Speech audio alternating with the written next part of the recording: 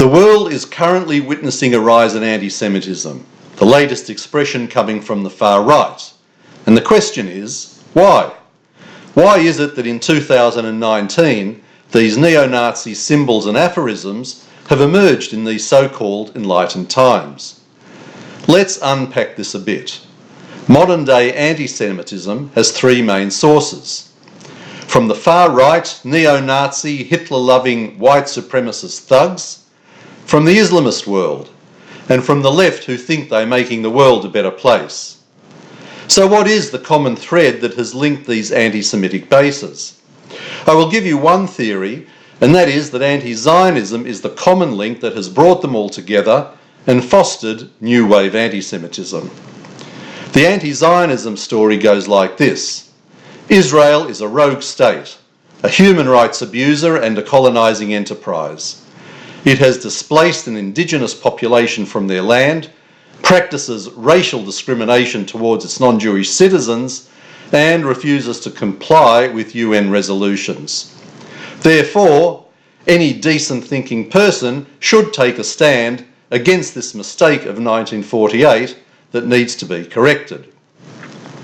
This is the far-fetched message presented by the Arab world and picked up by a leftist media, leftist politicians and a hostile United Nations, and all bundled together into a package of hatred towards Israel.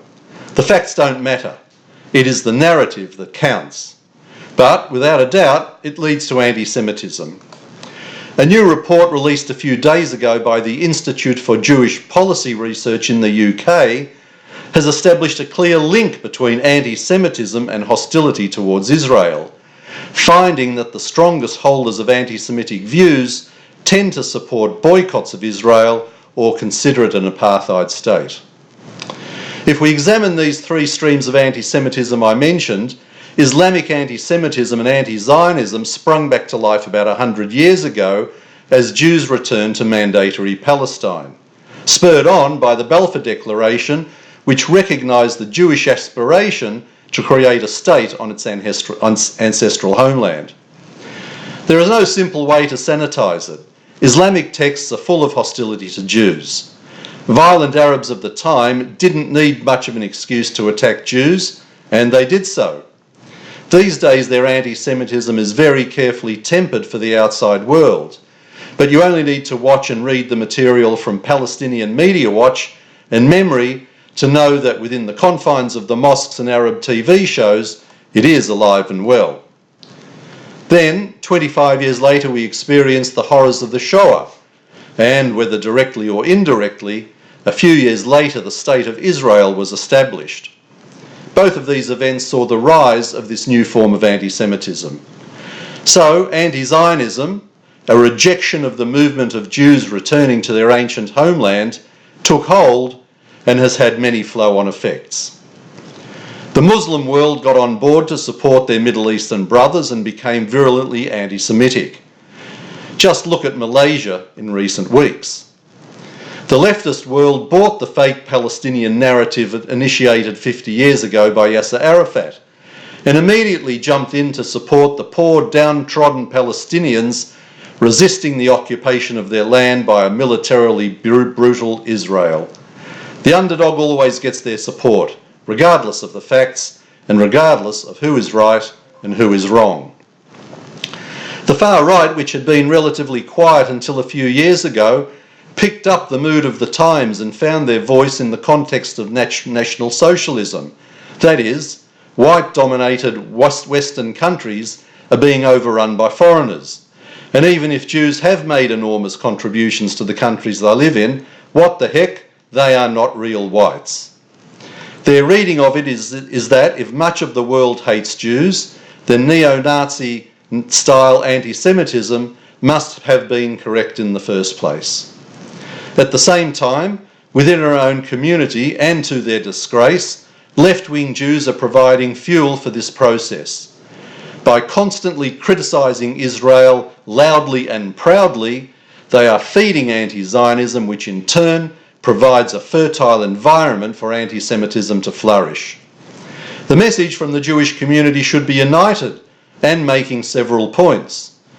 Israel is a lawfully constituted country established on Jewish ancestral homeland. It is no less legitimate than those artificially constructed countries such as Syria, Jordan and Iraq, and in fact has a far more authentic basis for being there. It may not be perfect, but it is a better, freer and more tolerant country than any of its neighbours.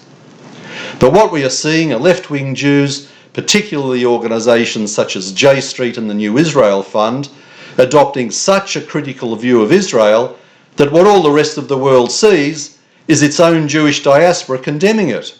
What then would you expect the world to think? So, on the foundation of anti-Zionism and with the support of the left-wing Jews, these three major streams of anti-Semitism have all taken root and sprung to life.